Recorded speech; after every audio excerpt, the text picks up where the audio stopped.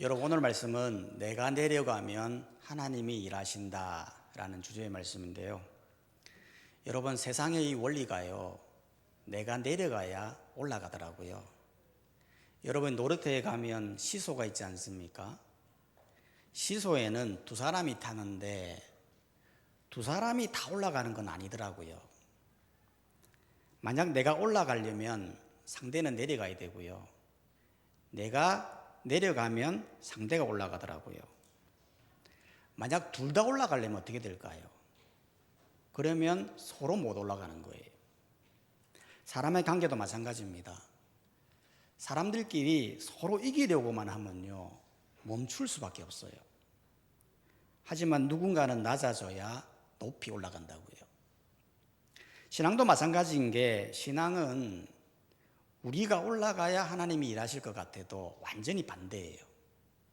신앙은 내가 내려가야 하나님이 움직이신다고요. 바울은 바로 그런 관점에서 빌립보서 2장을 설명하는 거예요. 빌립보서 2장 1절에서 3절 말씀을 봐보면, 그러므로 그리스도 안에 무슨 권면이나 사랑의 무슨 위로나 성령의 무슨 교제나 국률이나 자비가 있거든 마음을 같이하여 같은 사랑을 가지고 뜻을 합하며 한 마음을 품어 아무 일에든지 다툼이나 허영으로 하지 말고 오직 겸손한 마음으로 각각 자기보다 남을 낮게 여기고. 즉, 무슨 일을 하든지 다툼이나 허영으로 하지 말아라는 거예요. 다툼이 왜 일어날까요? 다툼은 자기 주장을 하기 때문에 그런 거예요. 내가 볼 때는 이게 맞는데 상대는 아니라고 하는 거거든요. 내가 틀렸다고 말하거든요. 그러니 다툼이 일어나는 거예요. 허영이 왜 일어날까요? 허영은 사람들에게 받고자 하는 인정 욕구가 허영이에요. 즉, 명예 자체를 중시 여기는 거죠. 실제로 당시 로마 시대의 핵심 가치는 비루투스, 즉 자기 이름을 남기는 거예요. 실제로 경기장을 짓거나 도로를 만들거나 목욕탕을 만들 때 항상 자기 이름을 넣었다고 해요.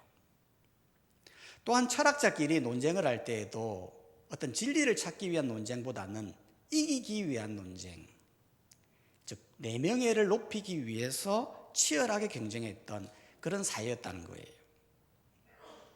이건 오늘도 마찬가지예요. 여러분, 우리 사회를 보면 너무 서로 비교하지 않습니까? 서로 비교해서 서열을 나누고 줄을 세우고 그렇게 한단 말이죠. 최근에 한 프로를 보니까 결혼 배우자들을 불러놓고 면담을 하는데 등급을 매기는 거예요. 육각형으로 이렇게 비교를 해가지고 외모, 학벌, 경제력, 나이, 키 뭐 등등. 그래서 외모가 떨어지면 당신은 1점, 당신이 돈이 많으면 당신은 5점, 돈은 많지만 나이가 많으면 2점, 그렇게 점수를 매기는 거예요. 여러분, 이거 굉장히 잘못된 거 아닙니까? 어떻게 사람을 점수로 매겨서 등급을 나눕니까? 저도 그 점수표에 따라 비교를 해보니까요, 10점도 안 나오겠더라고요. 10점 안 나와도 결혼 잘하고 잘 살고 있거든요. 그런데 막 그렇게 비교를 하니까요, 그걸 보는 사람들이 야, 나 결혼 못하겠다, 그런 생각까지 들게 하더라고요. 여러분, 사람의 영혼이라는 건 고귀한 거 아니겠습니까? 누가 더 잘났고 누가 더 못났고 그런 게 없어요. 최근 새벽기도 말씀을 보니까요, 한 여인이 간음을 하고 사람들이 끌려왔어요. 당시 간음이라는 건 심각한 죄 아니겠습니까? 그래서 사람들은 돌을 들어 그 여인을 죽이려고 했어요. 그때 우리 예수님께서 땅에다가 뭘 써요. 그랬더니 사람들이 그 써는 내용을 보고 양심의 가책을 느껴가지고 그 자리를 떠나거든요. 뭘 썼어요? 그 한 사람 한 사람의 죄를 적은 거예요. 여인의 죄를 보면서 흥분했지만 자기의 죄를 보자 양심의 가책을 느껴 돌아가더라는 거예요. 뭘 말하는 거죠? 인간은 누구나 다 죄인이라는 거예요. 죄가 없는 사람이 없다는 거예요. 즉, 인간은 누가 더 높고 누가 더 낮고 그런 게 없어요. 그러니 무슨 일을 하든 간에 다툼과 허영으로 하지 말아라. 그럼 어떻게 하라는 거죠? 3절을 다시 한번 봐보면 빌립보서 2장 3절에 보면 아무 일에든지 다툼으로 이나 허영으로 하지 말고 오직 겸손한 마음으로 각각 자기보다 남을 낮게 여겨라. 즉 오직 겸손한 마음을 가지라는 거예요. 겸손이 뭐예요? 겸손은 다른 게 아니에요. 겸손은 남을 나보다 낮게 여기는 마음이에요. 남을 낮게 여긴다는 게 무슨 의미예요? 상대가 어떤 사람이든 간에 어떤 환경에 있든 간에 그 사람의 모든 인격과 생각과 가치를 존중히 여기는 거예요. 물론 사람의 생각이 나보다 얕을 수가 있어요. 부족할 수가 있어요. 나보다 약할 수 있어요. 하지만 그럼에도 불구하고 나보다 더 낮게 여기는 마음으로 상대를 대할 때 그런 사람을 두고 겸손하다고 말하는 거예요. 실제로도 그렇지 않습니까? 부모가 아이들과 대화할 때 보면요, 부모는 아이와의 논쟁 속에서 충분히 이길 수 있지 않습니까? 그럼에도 불구하고 져줘요. 왜 져주는 겁니까? 아이와의 관계를 위해서 그러는 거예요. 만약 내가 아이와 끝까지 싸워서 이겼다고 생각해 보세요. 그럼 뭐가 나빠져요? 아이와의 관계가 나빠져요. 그런데 내가 충분히 이길 수 있음에도 불구하고 우리 아이 잘하네, 내가 졌네 이러면서 칭찬하지 않습니까? 그럼 아이와의 관계성이 좋아지는 거예요. 즉 나를 낮추니까 아이의 자존감이 올라가더라는 거예요. 인간관계도 마찬가지예요. 여러분 인간을 상대할, 사람을 상대할 때 딱 내가 객관적으로 볼 때 나보다 약하지 않습니까? 내가 충분히 이길 수 있지 않습니까? 그런데도 불구하고 나를 낮추어서 당신이 더 잘합니다. 당신이 더 낫습니다. 나보다 훨씬 대단하네요. 라는 자세로 상대를 대할 때 관계가 좋아진다는 거예요. 실제로 어떤 사람이 관계가 나빠집니까? 무조건 이기려고 하는 사람 있지 않습니까? 항상 자기 잘난 맛으로 사는 사람 있지 않습니까? 항상 남들은 자기 아래에 있다고 생각하고 나는 맞고 항상 상대는 틀렸다는 자세로 상대를 대하는 거예요. 그런 사람과 대화하면 지죠. 그러면 어떻게 됩니까? 그 사람과 관계가 나빠지는 거예요. 결국 내가 이기려고 하는 건데 관계는 나빠지고 오히려 나는 낮아지는 거예요. 그래서 겸손이라는 게 뭐라고 했습니까? 남을 나보다 낮게 여기는 거예요. 낮게 여기면 내가 낮아지는 것 같이 보여도 오히려 내가 높아지는 거예요. 이런 관계가 인생 원리예요. 겸손은 말로만 한다고 되는 건 아니에요. 반드시 삶으로 드러나야 돼요. 4절은 말하지 않습니까? 빌립보서 2장 4절에 보면 각각 자기 일을 돌볼 뿐더러 또한 각각 다른 사람들의 일을 돌보아 나의 기쁨을 충만하게 하라. 말로는 겸손할 수 있어요. 말을 조심스럽게 하고 예의 바르게 하고 그러면 참 저 사람은 겸손하네 라고 할 수 있어요. 하지만 그게 삶으로 드러나지 않으면 아무 의미가 없는 거예요. 실제로 우리 주위에 보면 그런 사람들 많지 않습니까? 너무 예의 바르고 말을 가려서 하라고. 그런데 가장 결정적인 순간에 겸손하지 못하거든요. 남을 낮게 여기는 것처럼 행동하지만 결정적인 순간에는 자기 이익을 쫓아가는 거예요. 그건 겸손이 아니에요. 겸손은 실제로 내 삶 속에서 남을 낮게 여기기 위해서 남의 필요를 돌아보고 남의 필요를 도와줄 수 있는 것. 그런 섬김의 모습이 드러나야 그게 진짜 겸손의 모습이라는 거예요. 바로 이것이 우리 예수님의 겸손의 모습이었죠. 여러분 예수님이 이 땅에 오셔서 나는 겸손의 왕으로 이 땅에 섬기기 위해서 왔다 그렇게 외쳤어요.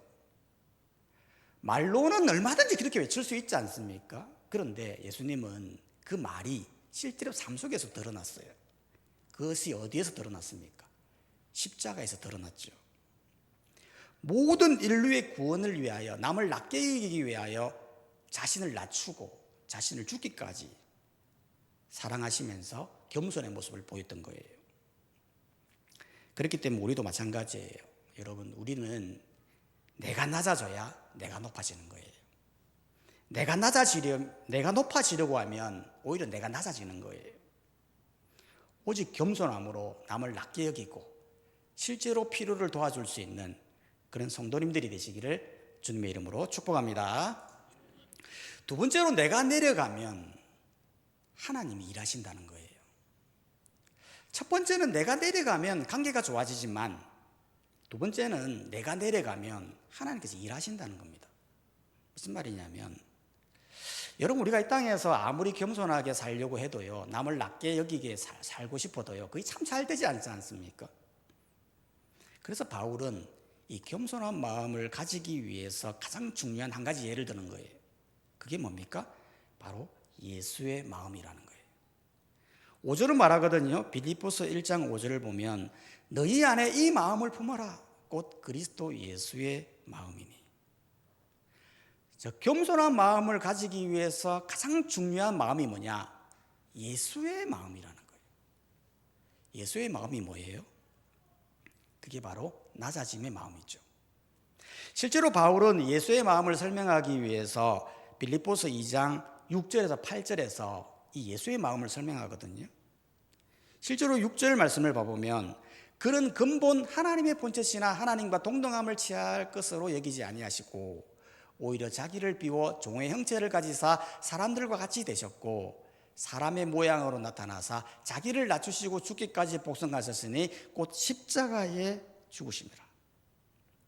이 본문을 보면 예수님이 어디까지 낮추셨어요? 하늘에서부터 땅으로, 또 땅에서 흙으로 죽음에 이르기까지 그렇게 낮아지신 거예요. 실제로 예수님은 하나님의 본체라고 했잖아요. 즉 하나님과 동등한 분이라는 거예요. 하늘에 계시는 동등한 하나님이죠. 그 하나님이 자기를 비웠다는 거예요. 자기를 비웠다는 게 무슨 말입니까? 헬라어로 케노시스라고 해서 완전히 비워지는 상태, 내려놓음의 상태를 말을 하는 거예요. 비워졌다라는 것은 예수님의 신성을 버린 게 아니라 그 권리를 사용하지 않았다는 의미예요. 즉 예수님은 충분히 능력을 쓰실 수 있었지만 쓰지 않았고, 천군 천사를 부를 수 있었지만 부르지 않았으며, 십자가에 내려올 수 있었지만 내려오지 않았다는 거예요. 모든 권리를 스스로 내려놓은 거예요. 왜 그런 거예요? 겸손한 마음, 예수의 마음이 있으니 이런 일을 할 수 있다는 겁니다. 당시 이 겸손한 마음, 이 예수의 마음은 굉장히 충격적이었어요. 왜냐하면 당시 로마 시대는요, 계층사회 아닙니까? 즉 사람들마다 계층이 있었어요. 가장 높은 사람이 황제고요, 그 다음에 귀족, 그 다음에 시민, 그 다음에 해방노예, 제일 밑에 있는 사람이 노예예요. 근데 이 노예는 사람 취급을 안 했어요. 그냥 법적인 도구, 물건에 불과하죠. 돈을 주고 사는 존재죠. 그런데 그 높은 황제가 한순간에 노예까지 내려온 거예요. 얼마나 충격적입니까? 그런데 그 내려옴이 강제로 내려온 게 아니라 자기 스스로 자원하여서 노예까지 내려온 거예요. 이건 뭘 말하는 거예요? 낮아짐의 끝판왕을 보여주는 거예요. 아니 예수님은 그냥 하늘에서 너희들 다 죄를 용서할게 말로 이렇게 해도 되잖아요. 왜 굳이 인간까지 내려와서, 그것도 왜 십자가까지 짊어져서 흙으로까지 내려가는, 왜 이 낮아짐의 모습을 보였냐는 거예요. 그 이유는 다른 게 아니라 하나님이 일하시기 위함이에요. 무슨 말이냐면, 여러분 만약 하나님께서 하늘에서만 선언을 했다면 제3의 문제는 해결할지 모르지만 사람의 마음은 돌아오지 않는 거예요.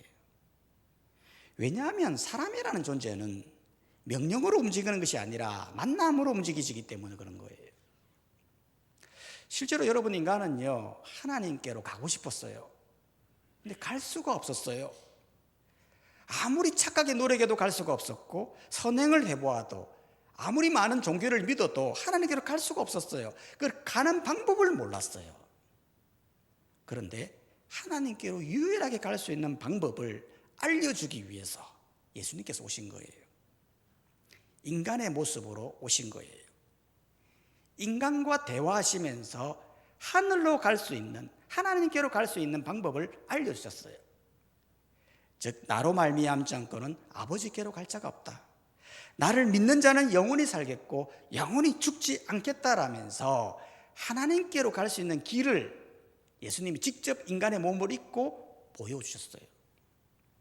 즉 하나님께서 일하기 위함이었어요. 가장 낮은 자리로 내려오셔서 인간의 삶을 이해하고 그들을 구원의 길로 인도하기 위해서 낮아짐의 모습으로 왔던 거죠. 이건 우리도 마찬가지예요. 여러분, 하나님의 일하심은 내가 내려가야 돼요. 내가 높은 곳에서 아무리 외쳐보세요.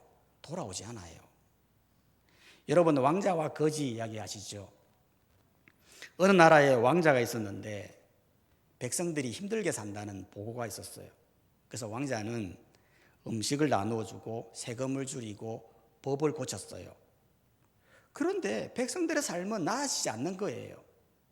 그래서 왕자가 결심을 하죠. 내가 실제 이 왕복을 벗고 누더기를 입고 거지로 한번 가보리라. 그래서 거지로 갔어요. 그랬더니 거지의 삶을 살다 보니 궁궐에서 들리지 않았던 소리들을 들을 수 있었어요.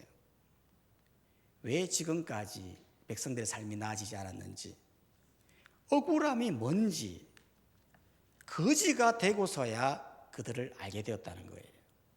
그래서 다시 왕자가 되어 모든 것을 고쳤다는 이야기예요. 여러분, 하나님의 일하심은 내가 낮아져야 돼요. 전도할 때 고압적으로 너 나와라 그래가 되는 게 아니에요. 그들을 섬기고 그들의 위치에서 낮아져서 낮은 자세로 예수의 마음으로 섬길 때 비로소 전도가 되는 거예요. 실제로 일본에서 한 선교사님이 전도를 하는데 참 전도가 안 되는 거예요. 일본의 전도가 쉽지가 않잖아요. 그래서 결심한 게 나 이제부터 낮아지리라. 그렇게 결심을 한 거예요. 그래서 어떻게 했냐면 가장 가난한 사람, 가장 아픈 사람들 속으로 들어갔어요. 그들을 돌보고 고치고 상처를 싸매어주는 그런 일들을 했어요. 그런데 어느 날 아주 심하게 상처에 골마 터진 그런 사람이 있었어요. 당시에는 의료시설이 있는 것도 아니고 치료가 불가능했기 때문에 그 상처는 점점 골마 썩어가기 시작했어요. 누구도 그 사람에게 가까이 다가가려 하지 않았어요. 그런데 그분은 가장 원시적인 방법으로 자기 입으로 그 사람의 고름을 빨아내기 시작했어요. 그래서 그 사람이 살아난 거예요. 그 소문이 나면서 수많은 영혼들이 예수님을 믿기 시작했어요. 선교사님이 설교를 잘해서 마음을 얻은 게 아니에요. 논리로 잘 설득해서 사람의 마음을 얻은 게 아니라고요. 오직 낮아짐의 모습으로 나아가니 하나님이 일하시는 거예요. 내가 낮아지니까 사람들이 믿기 시작하더라는 거예요. 우리가 예수님의 마음으로 낮아질 때 하나님은 일하시고 기적이 일어나는 거예요. 세 번째로 내가 내려가면 하나님이 나를 높이신다는 거예요. 무슨 말이냐면 여러분이 예수님의 겸손에 대한 이야기는요 8절에서 끝나는 게 아니에요. 만약 예수님께서 십자가의 죽으심 그걸로 끝났다면 그건 실패 이야기예요. 그런데 9절은 말하거든요.